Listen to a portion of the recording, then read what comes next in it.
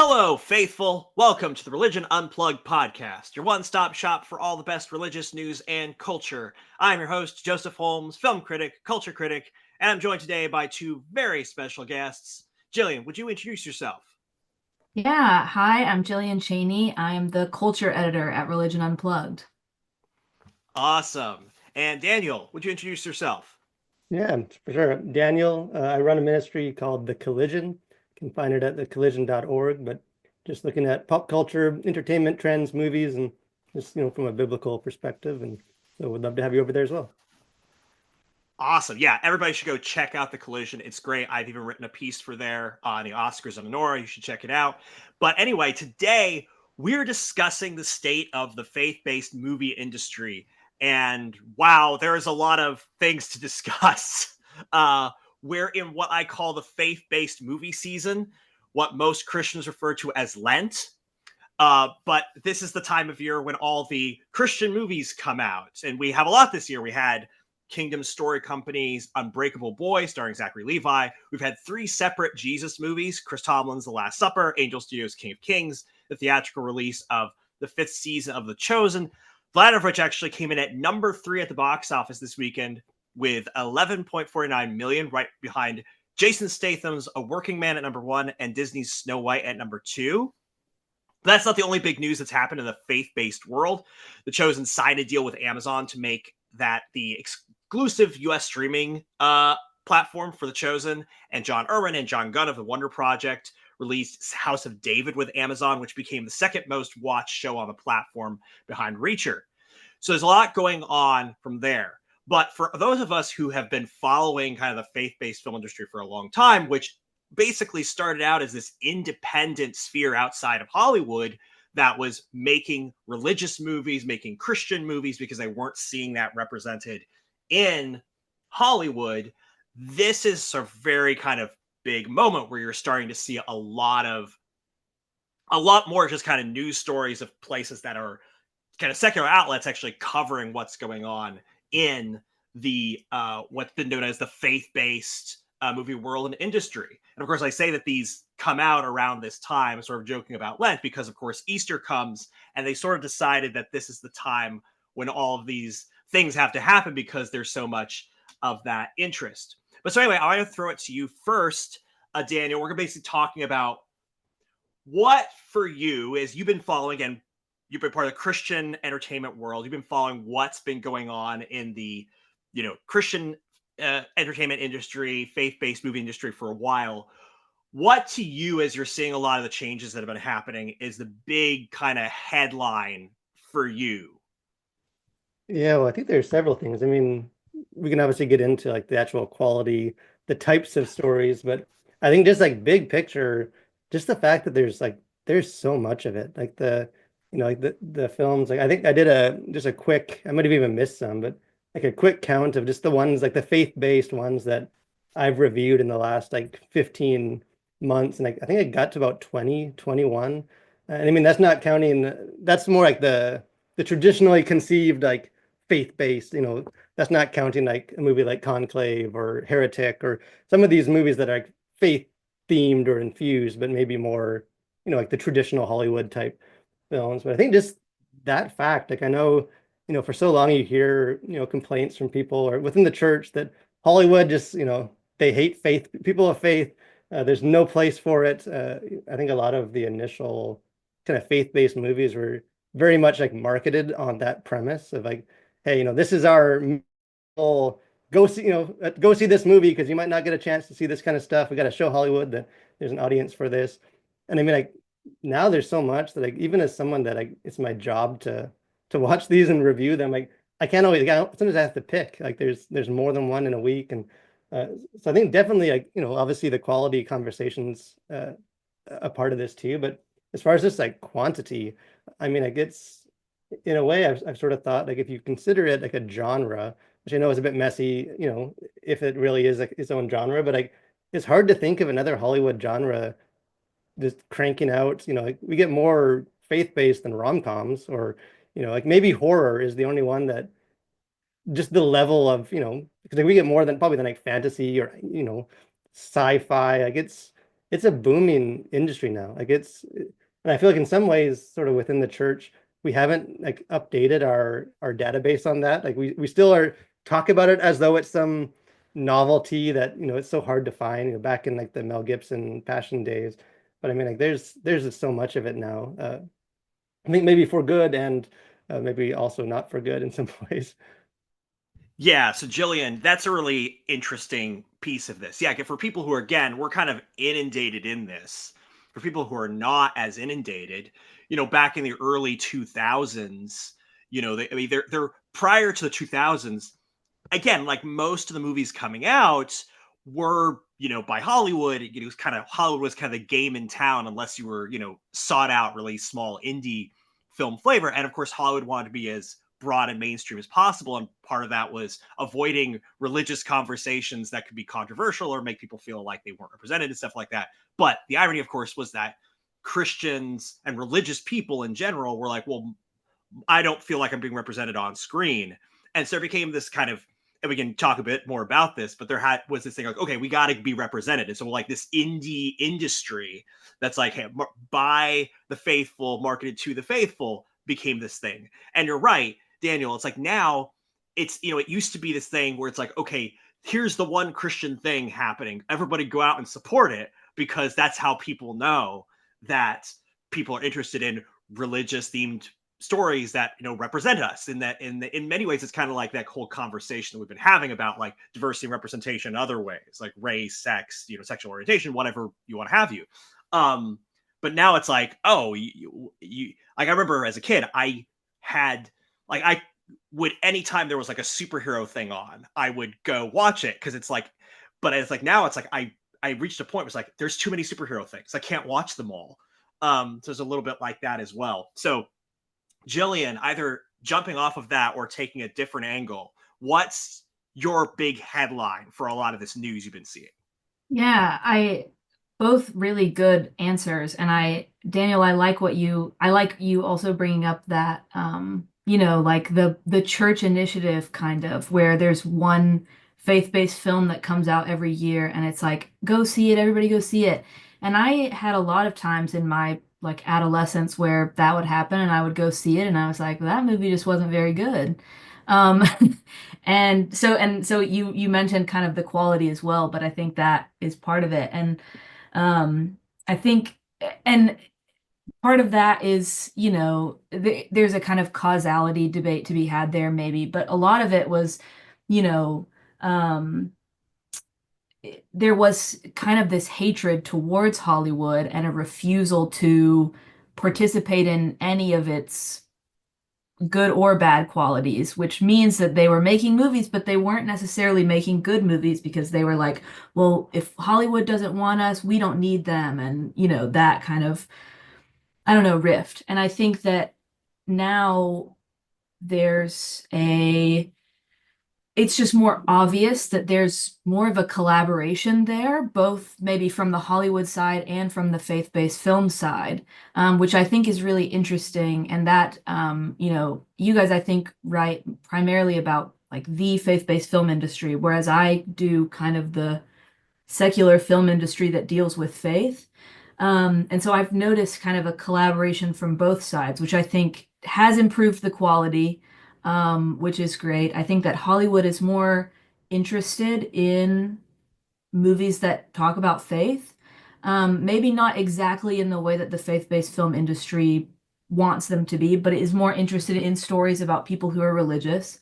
And then I think the other kind of key factor and kind of the big headline for me that kind of proves this collaboration is that these faith-based projects that we're talking about are all biopics, and Hollywood in the past like 5 years has come to love biopics more than they ever have. And it's interesting. I was thinking about all the Jesus movies, all the David movies, and but those weren't even, it was more like you said, Joseph, when Christians were like, we don't feel represented, their kind of answer to that in the early 2000s was to make movies about Christians and Christian families rather than rather than make biblical adaptations and do stuff like that, for better or for worse, like, that was just kind of how it is. And so the amount of biblical adaptations I think is really fascinating and really interesting and really good too, because it's like, yeah, I mean, if I can go watch a biopic on Freddie Mercury, Elton John, Aretha Franklin, like Bob Dylan, every other famous singer from the past 6 or 7 decades, like why not? Like why shouldn't I be able to watch like 5 biopics on Jesus, who's like one of the most influential figures of all time?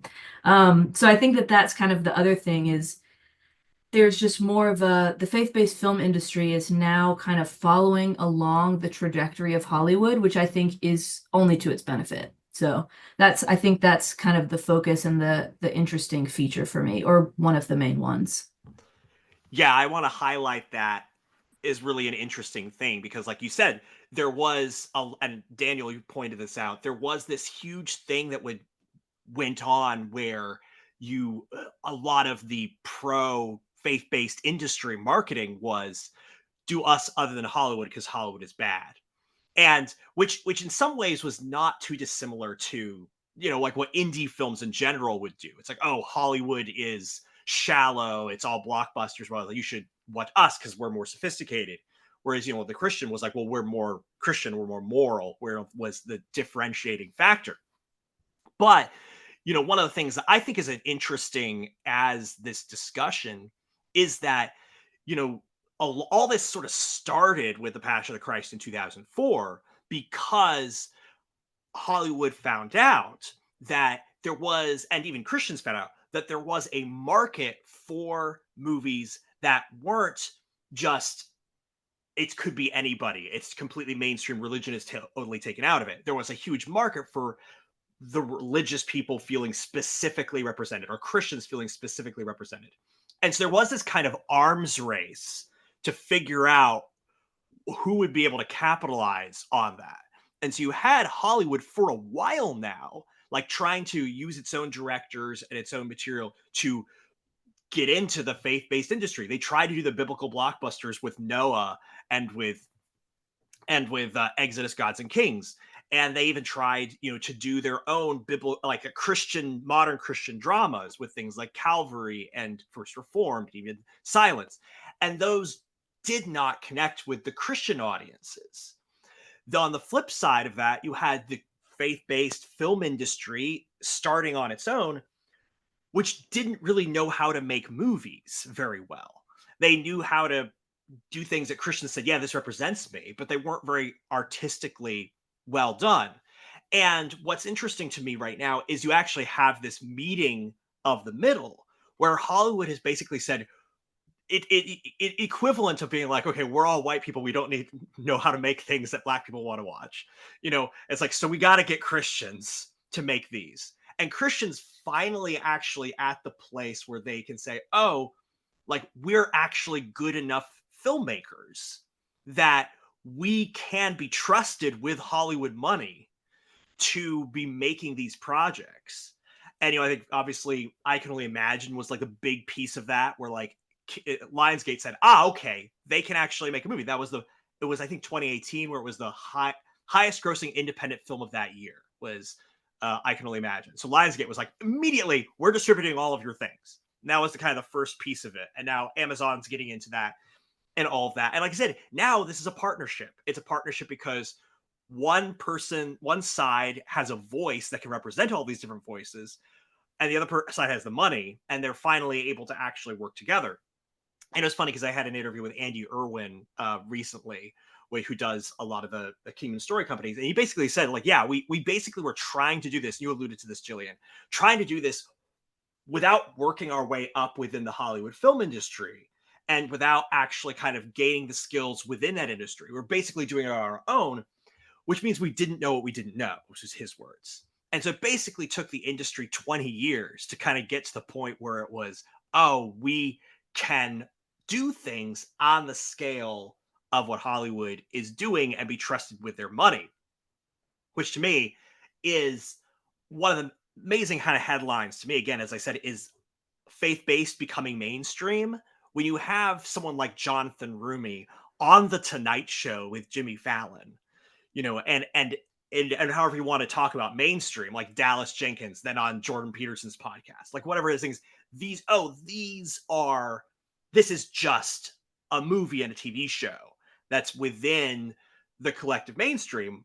And to me, it says a couple things. One is the people who said that you couldn't actually do faithful Christian adaptations and have it be good. That's a lot of the secular world was kind of saying that. It's like, look, you have to accept The Last Temptation of Christ because that's the only way to do a creative and thoughtful Jesus thing. You can't do something that's faithful to Scripture. And on the Christian side, I said, well, the reason they hate us is because we're Christian stuff. They're never going to accept us. It doesn't matter what the quality is. That's clearly not been the case.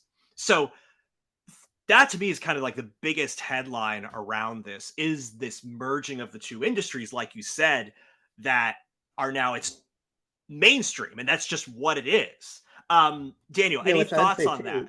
Yeah, I mean, I feel like in some ways what you're getting at too is like, it feels like there's been, and I know the faith-based industry is not like a singular No. entity by any means, but it feels like there's almost been like a shift. And like if you try and like, I've kind of wondered like what's the end game like of sort of the faith-based, like, because I feel like that's, however you conceive that, like it feels like that's changed. And it's almost like I was thinking maybe an imperfect parallel for it, but it's almost like the streaming industry, like it starts off and it's sort of all the things that we don't like about like traditional TV, and there's no commercials, and there's all these different aspects about it. It's not theaters, you get it right to your TV immediately, and then it sort of, as time goes on, it's like, well, like, but I mean, commercials bring in money, and money is helpful to have, and awards recognition is good, and we need to put these in theaters, and people don't want to pay for 5 different services, so maybe we start bundling them, and like almost like a return to the mean of like, well, this streaming feels a lot like cable TV that I grew up with. I'm just probably paying more for it now than I used to, and it feels like that's sort of what's happened a bit with like the faith-based industry. Of it's like I feel like there was maybe even I would say like an arrogance at the start. Like obviously there was a modestness to like the types of stories, but some of the rhetoric was a bit more like us versus them. Like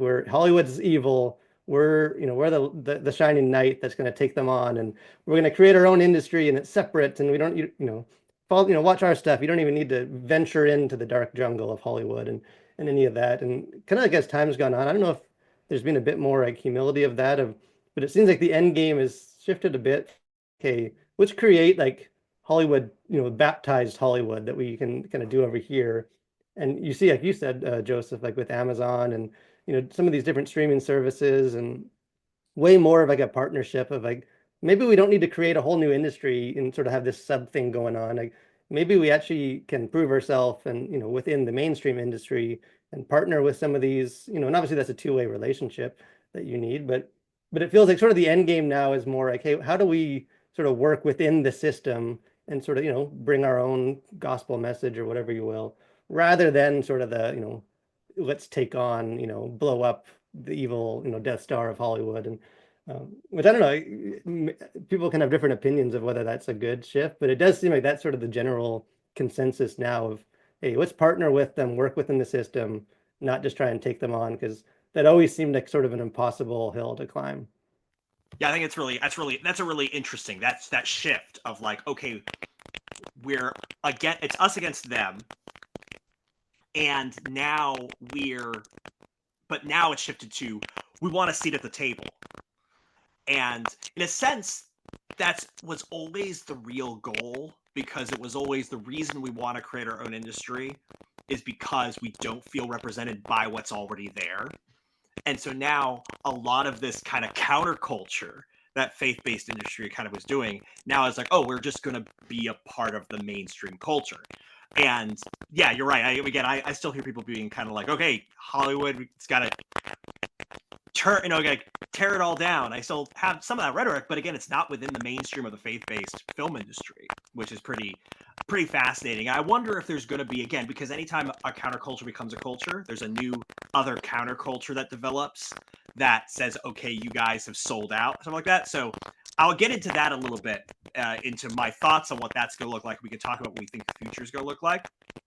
I do want to get to talking about the Jesus movies and the different depictions of Jesus. But first, Jillian, before we wrap this up, do you have any thoughts on this? I do. So I have a question for you about your thoughts on specifically Amazon. I don't know if you want to get to that now or later, but Let's do Amazon right now, and then we'll move on to the okay, Jesus movies. And then yeah. great. So one thing, this is kind of a random example and just one that I kind of remember in my subconscious, but several years ago, when Amazon Prime was first adapting the into a TV show, the book Good Omens, which is like a humorous retelling of the events leading up to the book of Revelation. Um, Based, of course, in like the biblical narrative, but otherwise just totally kind of throws everything out the window and kind of tells a humanist narrative and all of that kind of stuff. And of course, like when Christians found out about this being adapted into a TV show, it was kind of giving like that were just hearing about it for the first time. There was like a petition for it to be removed from Amazon. And it was funny at the time because they said to remove it off of Netflix, but it was actually on Amazon Prime and all of that. Anyway, the point that I'm trying to make and what I'm curious for your thoughts on is that Amazon has kind of always been like Amazon as a streaming service doesn't have a like a party line, which is a weird thing for me to say, but I think it's really interesting for like for a streaming service to be like, yeah, we have a whole host of like LGBTQ friendly content. We have a whole host of like secular like content with sexuality and with like whatever, other like vulgarity there might be like in movies and TV shows. But they're also like the biggest home for this faith-based content. And again, like not that there has to be a streaming service that does one and the other. And I'm glad that there's not, but it's just kind of unprecedented to me to like have something that fits that whole spectrum. And so I'm curious for really both of your thoughts about like, is that how the new counterculture is developed through something like, oh, you've sold out, or like are audience members gonna go on Amazon to watch The Chosen and then see something that's like openly LGBTQ friendly, like openly LGBTQ story and be like, well, why does Amazon have this on here? Like, why would, because that's kind of the energy, I suppose, like that's been there in the past. So I'm curious if I'm noticing something like because it's just been every time I go on Amazon, I'm like, wow, like the diversity of content here is just like something you don't really see. And so I'm curious if that is something could mean something like might in the future, or if it's like we've kind of moved past that us versus them in that way. Haha, yeah. We've reached world peace, and so we're it's not something to worry about anyway. So here's I'll give my brief thoughts, and I'll want to hear Daniel. So again, I think what's interesting is that on the call where Dallas Jenkins was announcing the partnership with Amazon for The Chosen, what the Amazon partners that were on the call said is that we see Amazon as a library. We're not, and that's part of how they were saying, look, we're not going to try to take creative control or anything. We're a library. We want all the different voices to be represented. And I think you're right. Amazon is an interesting beast because it's also like you buy food and books there. It's an outlet like that. And also it has always been always been a place that Christian soccer moms have always used because they've done it for, the shopping. They've done it for like regular parts of everyday life in that way. So it's always been a place that the kind of Christian market has always been kind of had an affinity for and comfortable with. You're right. They also have Has Been Hotel, which is about Satan as the good guy or Satan's daughter specifically, and lots of blood and guts and sexuality and stuff like that. And so I think my short answer is I think that right now Christians still see themselves as happy at having a place at the table. And they're really excited that The Chosen is going to be mainstream and these things like that. I think that there is going to be an opportunity for a new counterculture that's going to come in. And I'll talk about this a little bit later, but I think the new counterculture is going to be specifically right-wing content. And I think that the beast must be fed, as always. And so I think that, there's going to be, the culture war is always going to be part of it. And I think that probably things like The Chosen are probably going to get caught up in, are you selling out, at there. But I think that we're a little bit of ways away from that. I think that's probably going to be like post The Chosen actual series. And like once this starts getting to the spinoffs, you're going to start to see, because people have to differentiate themselves and say, why should you listen to me when you've got The Chosen on Amazon? Why should you subscribe to my streaming service? But yeah, Daniel, what are your thoughts on that before we move on to talk about the Jesus movies this month specifically? Well, I think you see even a little bit like the the hints of what's to come, like something like the Bentkey, got Daily Wired, sort of like conservative streaming network, which is more curated. It's only sort of stuff that aligns with this certain, you sort of know what you get. And I know there's been some other streaming talk of networks and stuff, and some of these companies. But I feel like Amazon is an interesting one. Like, set aside any like the issues you have like with the business, the way that it's run itself, like it does, because it is such like a frequent, like I have the Amazon app like on the home page of my iPhone, which probably says something about me. Like, but it's just such like a regular part of like our life that I feel like it doesn't have the same, like if The Chosen, which I think maybe they did, I can't remember the detail, like Disney Plus, if that was sort of the home for some of this, or some of these places that are more like rightly or wrongly like postured in like an antagonistic, like, oh, they're woke Hollywood, they're this, they're that, they hate faith people, and we're going on there, we're selling out. I feel like Amazon, like obviously there's a whole range of stuff, but I feel like you can still sort of sell the people that would traditionally raise an issue to that. You can still sort of sell it on like a missional, like, hey, look at the kind of stuff that other people, they're going to be scrolling through all this filth and they're going to stumble across The Chosen. And you can kind of appease them, I think, in that way. Well, I think for the rest of people, like, like I don't necessarily want to subscribe and just watch faith-based, I love faith-based stuff, but I also watch most of the other stuff. And I want to see, I don't want to just see, 10 Christian biopics in a row. Like I want to see sci-fi shows and dramas and, animated stuff, and a whole range of it. That in some ways, at least for now, I feel like Amazon is sort of a perfect hub to sort of satisfy everyone. But like you said, whether that remains, you never keep people happy forever. So there'll be people that find reasons to pick that apart. But it does seem like a pretty good, I think, marriage, at least for now. Okay, cool. So yeah, we'll turn back a little bit to that area a little bit later. You talk about sort of what the future looks like.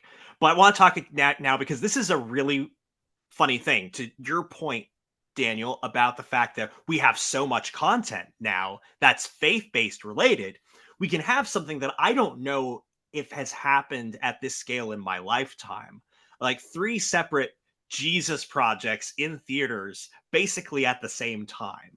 You have, of course, like say Chris Tomlin's backed, he's executive producer on it, The Last Supper, which is kind of just an hour-and-a-half movie about the Holy Week. You have The Chosen season 5, which is also called The Chosen: The Last Supper, which is, the whole TV show goes through Holy Week. And then you have the Angel Studios King of Kings, which is a cartoon animated movie about Jesus, with Charles Dickens taking his son on an adventure, telling him the story of that. And one of the course for people, to me, what's super entertaining about this. So again, I don't understand putting out the Last Supper by the Last Supper thing. It's like, seems like an unwise decision, but the King of Kings at the same time as The Chosen, to me, is really hilarious because it's like Barbheimer for faith-based people. And the reason, I've said this before, and it amuses me, because last year the Angel Studios had The Chosen and they lost it because Dallas Jenkins alleged breaking the contract, and so got a third-party arbiter to say they agreed, and so now The Chosen is doing its own thing, partnering with Amazon. And so then, of course, Angel Studios gets their own Jesus thing to come out at the very same time as The Chosen, very much the same way that with Barbheimer, you had Christopher Nolan left Warner Brothers, and so then they put Barbie at the very same time as the Christopher Nolan new thing. So, in terms of I mean, obviously, the thing that everybody's talking about is The Chosen, because that's what has name recognition. That's what has, been building a fan base all this time. But what are your kind of thoughts on all of these Jesus projects coming at the same time, and seeing them and what all of them niches they are filling or not filling in this space? You go ahead first, Daniel. Yeah, well, I'll say first that Angel Studio sent me the King of Kings, a month or so ago, and I haven't yet had the chance to check it out. I'm actually planning to watch that, tonight, watch that with my kids. So, I think it looks delightful. I haven't seen it. I'm hoping that it's good, but I have seen The Chosen, and then The Last Supper. I was able to interview Chris Tomlin and Michael Scott about that movie. And I know, especially for The Last Supper, like the movie, there was sort of, I said that in my review, like, do we reach sort of the point where like you sort of feel like sinful to say it, but like we're like we have too much Jesus? Like, is at what point is like too much of this story? Like, because to me, again, I don't, you can check out my full review. I don't need to go on into it, but like not a good movie, like not a good adaptation, as far as very much sort of a throwback to like when these sort of movies just weren't any good, is sort of what a retro throwback in all the worst ways. But it did sort of beg the question of like I know I struggled even in my review of like what is this bringing to the table? Like, which is ironic because I think that's sort of their tagline of like all welcome at the table or whatever. But it's like, like it's the story. Like to me, it came across like, hey, people are into these things now. Like, there's a Jesus movie right there. We need our Jesus movie. They need their Jesus movie. Like, let's sort of all tell the story. And I don't know, I can kind of go both ways with that of, I think you don't get good adaptations if there's not a lot of adaptations being made. And, I think you can kind of sift through the ones that aren't good. And, we have things like The Chosen, which I think is doing it, really well as far as that goes. Like, I'm hoping the King of Kings is obviously targeting like a bit of a different demographic. And, that's one I'll watch with my kids. And, I'm excited. I'm a Dickens guy. I'm excited for that movie. Like, so, it is sort of a niche that doesn't feel like it overlaps, even if the stories themselves overlap. But it is interesting, and I do think that is sort of maybe one of the dangers of like the genre becoming popular, and like in a more like cynical corporate sort of perspective of like, okay, this is hot now. People like this stuff. Everyone loves The Chosen. We all need our own Chosen, and then you just sort of start cranking it out, not because you necessarily have like a vision for it, but just because you have a lot of creators that want their take on it. A lot of studios and stuff now that want to have their own sort of similar project, and I do fear that we will reach a point where there's this sort of a glut of like, yeah, there's still good stuff in there, and if you're really plugged in, you know how to find like this is good. I know these creators. I don't trust them as much. But for someone that's not as plugged in as maybe the three of us are, and you just see it advertised, or you go to the theater and no, go to this Jesus movie, like. I don't know. I do think that it's going to become more and more difficult there is going to be sort of like a watering down of the quality.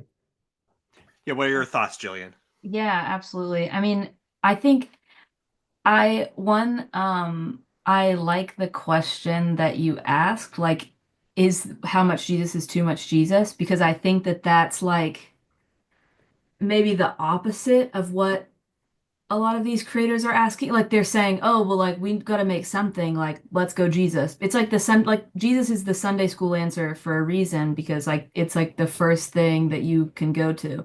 And Jesus is awesome. Like I love Jesus, both, like in a faith way, but also just in a real way. Like I love studying his work, all of that. But it's interesting. And I think Joseph and I have had a conversation too where we're like, okay, where are the like David stories? Where are the Solomon stories? Where are the, like Moses story? Like just where are the story, which there are some, but there's like the Bible is so textually rich. Like there's enough content in there for probably hundreds of thousands of movies.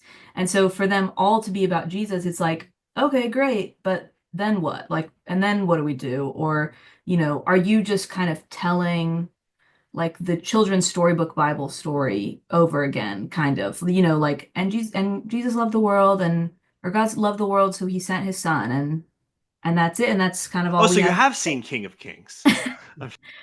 Yeah, I mean, it's like it's easy to pin down, and I can even like I haven't seen it, but I can like picture it in my mind, like what it looks like because it's you can kind of tell. I guess again, this is like coming from someone who's like the three of us, that's really plugged into that kind of thing. Like you can just kind of tell when you look at promo material or a trailer, like what the movie's going to look like and what it's going to have to say. And sometimes that's something really interesting, and sometimes it's just not.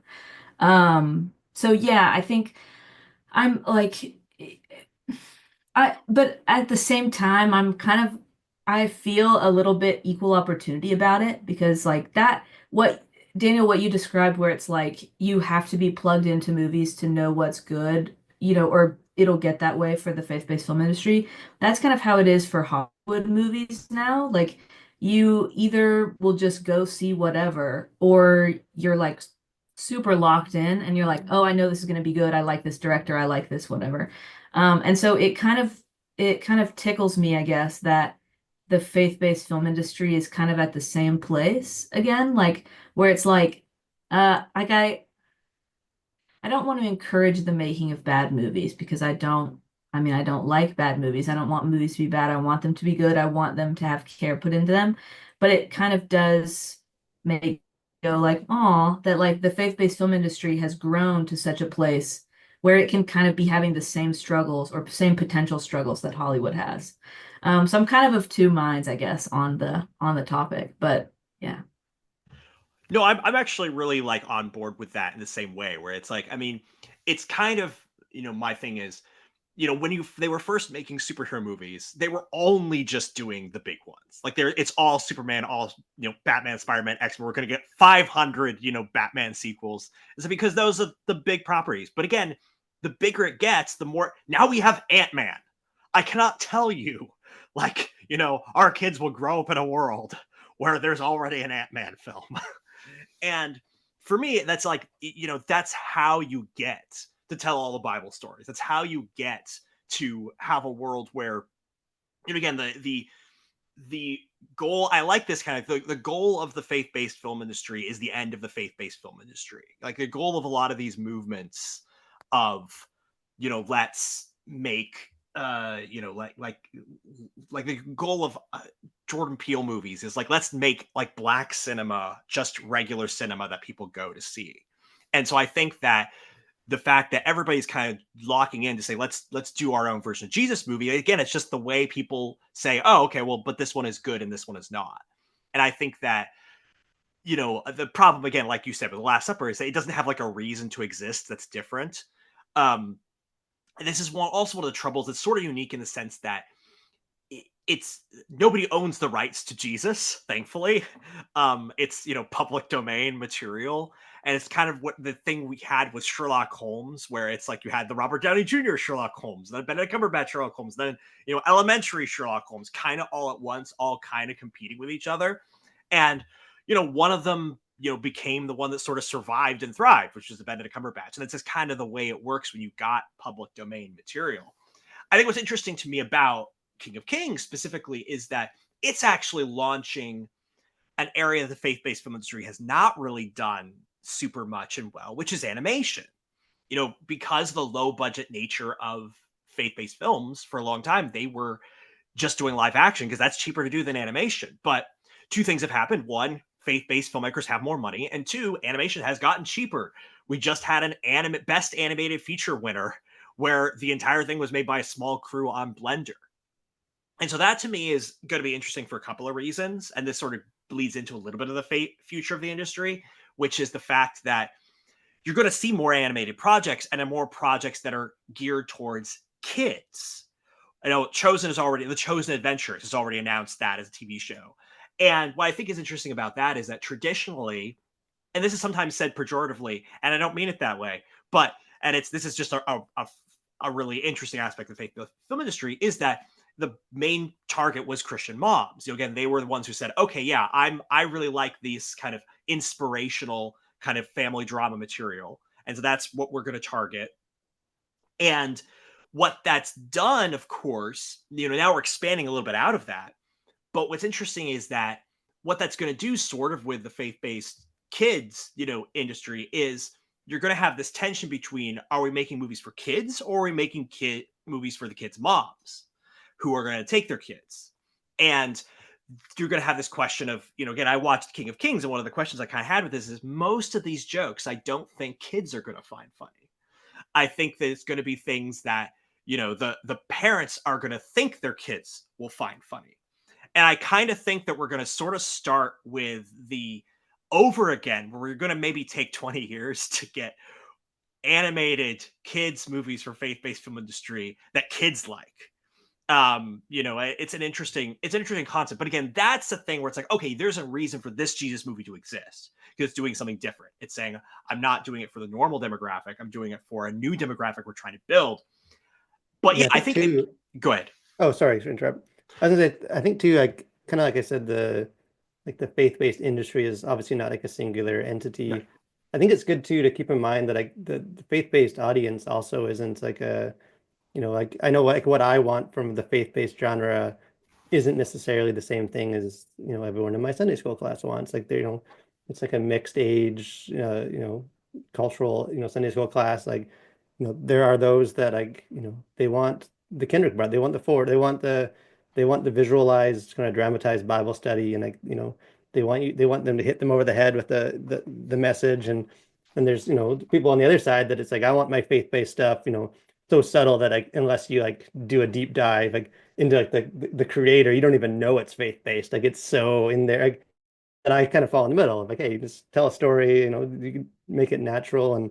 But I think that sort of like when we think of, what's the future, or why is it okay to have a lot of these things? Like, I think sometimes I know I struggle with that, to remember that like not everyone wants the same thing as I do out of this industry. Like there's always going to be people that what they want is the stuff I think is bad and that I have no interest in. But it doesn't necessarily mean they're wrong for wanting that. And different generation, different expectations. That I do think there is a room to sort of to reach those different, that even if some of these movies are maybe, simultaneously released, they're not necessarily always reaching the same people. They're targeted to people with very different like expectations. Yeah, that makes sense. Okay, so we've started to get into that, but again, I'm not gonna, look at a crystal ball here. Nobody here has a crystal ball. I've been pretty good at predicting certain things, but very modest things, to be clear. But what would you guys say when you're kind of looking at? Again, we've already gotten some hints at, certain things that are coming up. You've got, the new another Mary movie with Angel Studios Bethlehem. You've got a couple other animated projects down the table. Obviously, Chosen is doing stuff on Amazon. More House of David also. Then, of course, next year we've got I Can Only Imagine 2 that's been announced. Which again, weird time in the faith-based film industry where like we can get sequel. I know we've gotten sequels before to projects, but it's like, oh yeah, like we've had a hit movie that can now get a sequel and just have 2 in front of it. It's very weird. But then, of course, also got Mel Gibson's movie, sequel to Passion of the Christ next year, which is like, over over 20 years later. And so, what are you guys seeing? Because again, all of us are really plugged into this. What are you guys seeing as we are saying, okay, this is mainstream now? It's partnered with these people. That's kind of where we're at.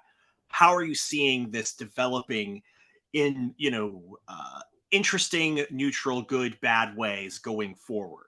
And I guess let's actually loop it around and start with you, Jillian, on that. Yeah, I mean, I guess, and this is half prediction, half hope.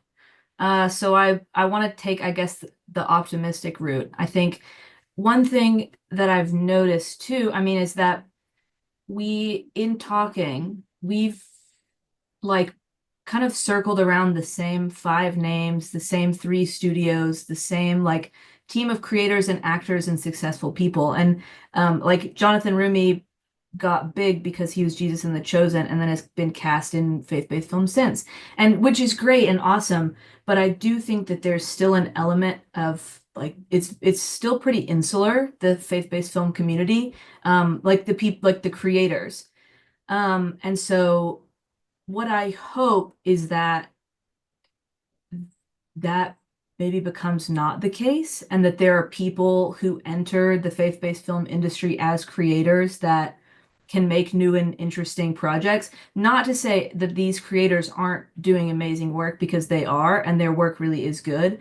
But I like am always going to be an advocate for new voices and new people who are like, hey, I have this script idea, and it can even be about Jesus, but it's something that hasn't been done before, and I would love to see it get made into a film, and then it gets made into a film. Like that's kind of the hope. And then I think, again, coming from my side as someone who writes primarily about Hollywood movies that have faith-based elements, I think another hope and maybe prediction of mine is that this like faith-based film content going mainstream will hopefully mean that Hollywood studios and film distributors like A24 and other places like that are more willing to like have more faith-based content, and it can be like and more faith-based film content, and more explicitly faith-based film content, rather than kind of something that you have to dig into. I'm thinking about a movie that I saw that not many other people did, I think, called The Starling Girl from 2023, that was like about like a fundamentalist Christian community, and it was like a coming of age story, and it was like one of the best movies I've ever seen. But like not a lot of attention, not a lot of, I think kind of the popularity of Conclave as well will speak to that and will kind of advance that. Conclave was a movie that not, that was expected to be good. It had a great cast, it had all of that stuff. But I think not a lot of people expected it to be an Oscars contender until it suddenly was, because it just blew up beyond the proportions of what people expected. That it, like, people kind of expected that probably the audience for the movie would be the same as the audience for the book, but it expanded way beyond that, which I think is very cool. And so I think, yeah, I guess ultimately, like, my prediction and my hope is that it expands and that new voices kind of join creatively and share their content and share their meaning. So yeah. Yeah, I like that. I'll just make a couple of points to highlight the things you're saying. Is that one of the big questions is what's the on ramp to new creators sort of entering this space? Because you're right, we have like the same kind of like five people who've been part of this for a while, and Andy Irwin has said, hey, we want to like mentor the next generation of creators. It's like, cool, that's great. I haven't seen that so far. He said, hey, we want to have like more different kinds of voices, like female voices, for example. He's like, great, love it. Haven't seen that so far. And I don't know, again, there's, mentorship going up through the ranks of their own studios is one thing, but then also just, will this allow kind of like, what I've gone to, like the places like the, Christian film festivals, like, will people say, oh, because it's more mainstream now, there's more excitement to find those new creators? Or will it become one of those things where it's like, we're satisfied with what we have, we don't really need to find new people? And what does that on ramp look like? What's that way of finding the faith-based blacklist screenplay? Like, what's the way we find that? That would be, I'd be very curious for that, because I agree with you, I want to see that, but I haven't seen what that on ramp looks like. Which would be my one concern, but I am curious. So, Daniel, what's your thoughts on where the tea leaves that you see going? That's very anti-Christian. So, what sort of visions of the future do you potentially see indications of? Yeah, well, I think you sort of just touched on it about like kind of being satisfied with where we are. In some ways, I feel like where I see it going and where I hope it goes may not be a perfect Venn diagram. Like there might be some divergence from there, but I do feel like I don't know what either of your guys' thoughts are so far, but I feel like the House of David show is a really interesting one to me because, obviously it's still a Bible adaptation, but like you said, Jillian, it's not, you don't have Jesus in it. You don't, it's very, it's Old Testament. I know there's been other Old Testament stuff, but not very many Old Testament at that production level and like made from sort of like within the tent rather than sort of the mainstream Hollywood. And it's just a different kind of show. Like it's obviously, as a Christian, I believe it's historical, but but it presents itself also as, it's fantasy, sort of mythological, it's sort of sword and sandals, epic. It's doing a lot of things that haven't really been done as much. And I'm curious how much that will kind of open the door, because I do think there is, which is I think inevitable with any of these sort of trends and stuff, just sort of how quickly you sort of get satisfied in the new status quo. Like, I think there was sort of the real churchy stuff, the origins, the early days of sort of the industry, and then there was sort of a lot of enthusiasm by people to like break out of that and do more interesting things and tell different kinds of stories, and sort of saw some of that.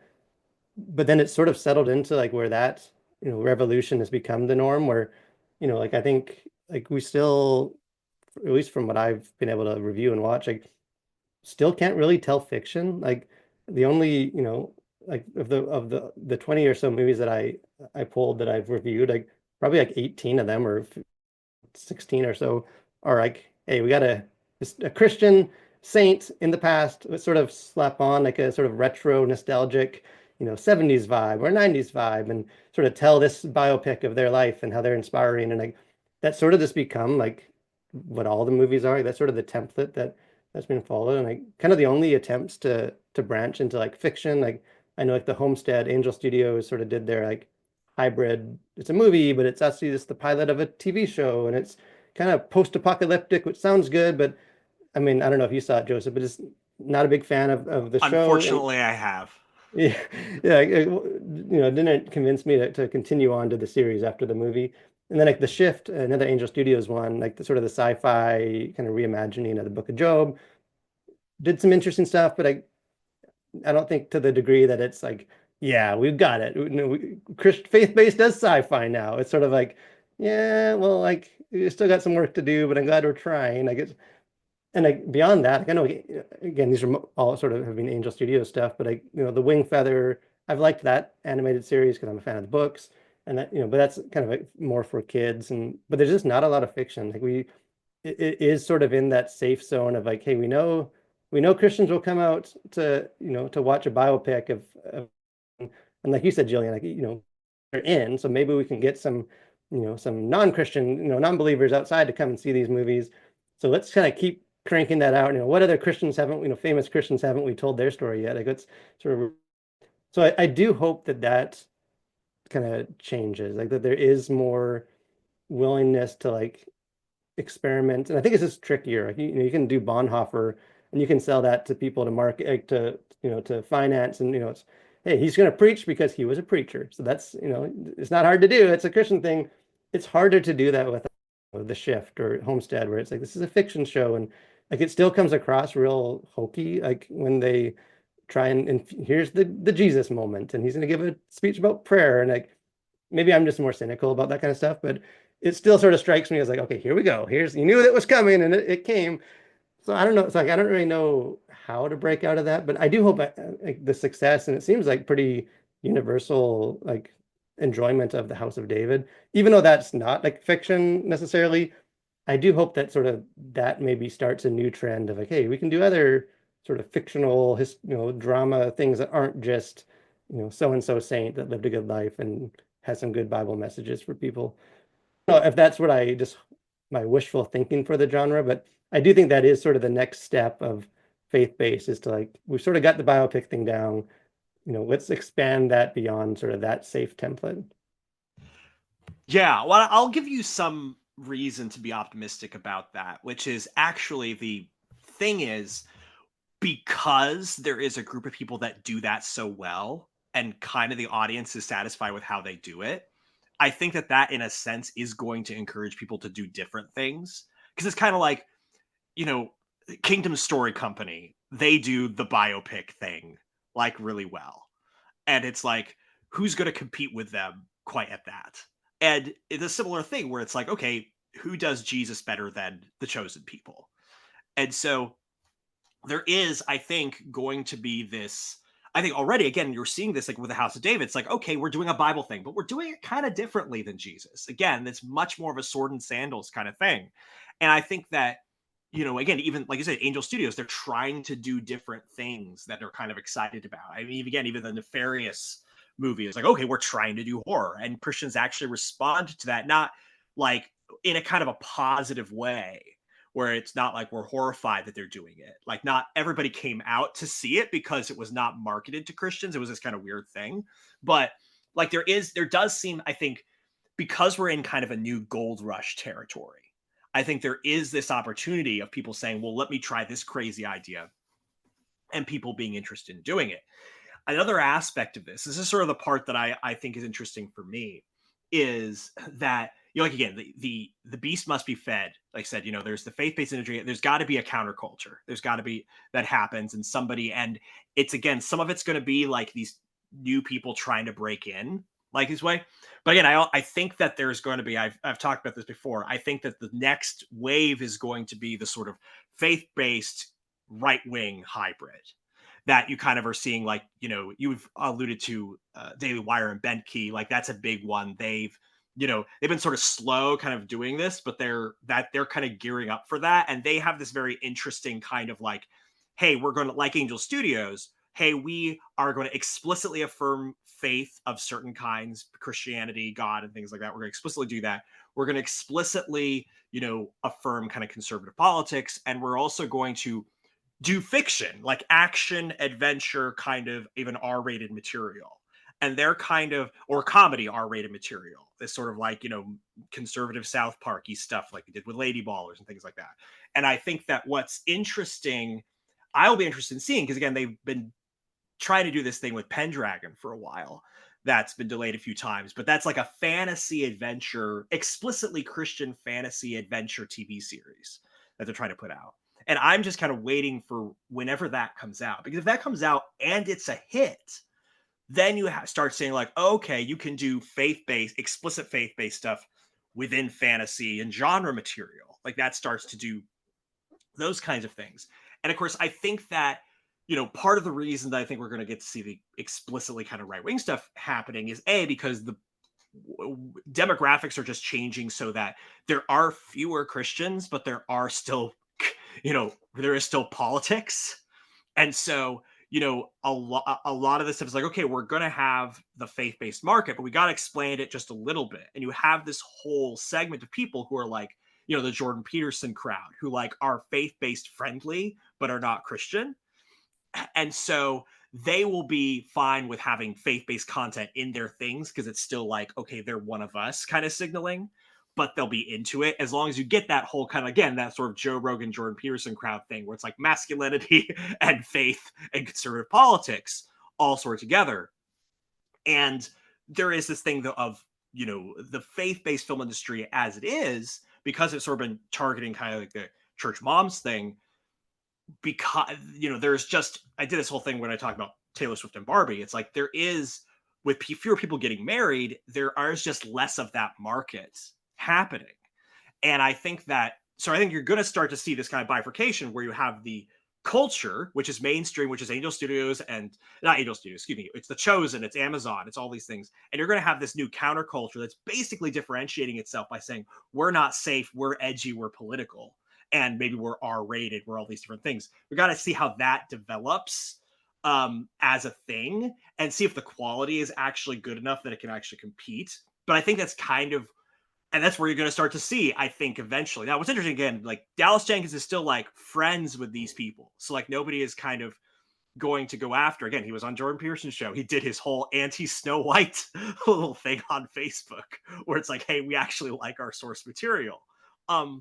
So I don't think there's a break that's going to happen yet, but I do think that that's going to start to be where the counterculture, because we're edgy and political and not safe and for families in this way. And that's sort of what I'm seeing as kind of the bifurcation that's kind of going to happen going forward, is my prediction. Now, all that sort of depends on whether or not that side of the aisle can get their act together to actually compete in certain ways, which they haven't quite been able to do yet.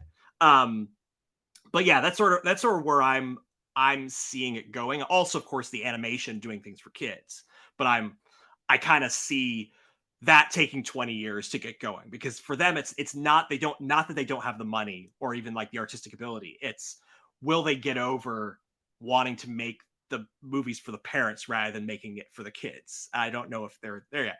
The one thing I don't see happening anytime soon, which is unfortunate, I say this with a heavy heart, is making people make movies for you, Jillian, for the single women. Is they like nobody in the industry has the capacity or desire to do that or the incentive to do that, because partly that audience is leaving the kind of religion at a higher rate than anybody else. So hopefully, again, where that the only place that seems like it could come from is as you alluded to, the sort of A24 crowd, which is like, okay, we're gonna make these really interesting kind of dark indie explorations of religion and faith and all that stuff. Again, like the sort of the heretics, of the world, like so that may be the only place where that is likely to come, which would be very interesting because those are good movies. So Yeah. anyway, to you, Jillian, and then back to Daniel, like, well, we can wrap up. Yeah. Yeah. I mean, and I know already, I've long since accepted my lot in life that people don't make movies for me. So it's okay. I've consoled myself about it several years ago. Sometimes a movie comes along that I'm like, yeah, this was made for me. But it's very rare, like once in a lifetime. So that's okay. But yeah, I am really, I mean, and Heretic was A24. I think distributed, not produced by, but I could be mistaken about that. But that's like a positive change for me because that movie was very interesting and it had a lot to say about religion, both um from a positive standpoint and from a like thoughtfully critical standpoint, which is really kind of what I'm looking for in my movies. I mean, I love like a feel good picture as much as the next person that likes to feel good, but I also like things that think critically about the world and like have something interesting to say and all of that. So I'm hopeful and I take an optimistic viewpoint. Even if movies aren't made for me, I will find some that I like. So How about you, Daniel, as we wrap this up? Any final thoughts? Yeah, I mean, just I think what you were saying, like I feel like kind of inevitably, like wherever you land, there's always going to be sort of a rush to sort of the extremes of sort of that new middle point. Like, I can almost see there being like two sort of, and I think you've already kind of seen it a bit, like almost like two countercultures. Like, I think kind of as we move the line of like what faith-based stuff is, like I think you're gonna have those that feel like we've gone too far, like that it's too subtle now. Like, there's like mild profanity now in faith-based films. Like, I don't want my kid, I thought this was a Christian film and, they said the D word and, we need to go back this way where it was more family friendly. And like, I think there's sort of like a more conservative, like, we need to get back to sort of this preaching the gospel through movies, movies as a vessel for evangelism type crowd. But then if you also, I think, like you were alluding to, like, I feel like as, we've sort of moved the line a little bit and kind of what used to be sort of edgy for a Christian movie and like we're pushing the lines, like now is more like, hey, all kind of movies are doing this, we're all, and I think you are going to see sort of the like, hey, let's take it further. Like, this isn't your grandpa's faith-based film industry. This is, and I mean, like for me, like I'm all for pushing the lines. Like I've always thought like, if you start like defining what you are by like what you're not, then you're losing. Like I know that's sort of been a trend. Like I think even like a lot of the bent key sort of Daily Wire stuff is sort of like we're not Hollywood. We're not this kind of film industry. We're rather than just like we are this and this is good. It's sort of like always marketed and like even like Angel Studios does a lot of their marketing of like they cherry pick like a negative review and it's sort of like see, they don't like it, therefore you should like it because them and like so I don't know, some of that I worry about, just like I don't know if we need to sort of always be pushing it just to push it, but I can sort of see as we keep kind of moving the line about the types of story. I think we're always going to have those two extremes of like, hey, let's get back to what we had. Like we already had the Kendrick brothers. Why do we need all this new nonsense out here trying new things? Like, and then there's going to be people that are like, this isn't enough. We need to keep pushing it. And again, like you said, Jillian, I think open up there is a place for both those types of reactions. But I think that as we keep kind of moving the industry, both of those reactions are going to kind of shifting along with it. So I think it will be kind of interesting how that plays out. Yeah, well, I'll just give a pat on the back to all of us as we wrap up, because I have no evidence of this whatsoever, but I'm just going to assert it. I think that the part of the reason the faith-based film communities and industries have gotten to the point where they actually can be mainstream is because people like us have been, you know, saying that's what we want from them for a long time. And I don't mean like us specifically. I've been only doing this for like 5 years, but like, but just being like, hey, there's been always been people who've said like, you can be better at this. And it's going to kind of be more important now than ever that there's more stuff that we can say, hey, here's the thing that's actually really good that you can look at and find. And this is where we should go. This is a standard we should reach for. And this is the stuff that you really will get something out of now that there's just so much more stuff to get through. And so I'm really proud that there's very thoughtful and high and sophisticated and people with good taste like you both and myself doing all of these. So that's really cool for me. So, okay, as we wrap up, yeah, anything you guys want to promote that you want people to look at that you guys are doing? Daniel, like what's going on at Collision? Yeah, well, yeah, we got a lot of stuff going on. It's a busy time in culture in movies. So we'd love to have you guys come to the Collision, thecollision.org. You can find, we have a YouTube channel, podcast, written reviews, and kind of from there, if you sort of snoop around with the reviews, you can like find my own social media accounts at Daniel Blackaby if you want to connect and talk about movies, faith-based or otherwise. So we'd love to have you guys come over to the Collision. Awesome. Yeah, definitely go over there. Anything you want to chime in about, Jillian? Well, of course, I'm just going to link people back to Religion Unplugged, where the stories of the podcast, once you finish with the podcast, go check out the stories that Joseph and I and all of our other amazing contributors have written about movies, books, TV, art, music, and everything else. Yeah, we got great stuff and great stuff covering the Chosen series that's out, covering King of Kings, covering all the Jesus things, also stuff on manga, on comic books, on all these different other art forms that have others, even besides Christianity, the Jewish roots of comic books, anime, and the different religious things there. We got lots of really cool stuff being written about all the cool stuff being made that's right now. So definitely check that out. Thank you, everybody, so much for joining us. This is the Religion Unplugged podcast, your one-stop shop for all the best religious news and culture.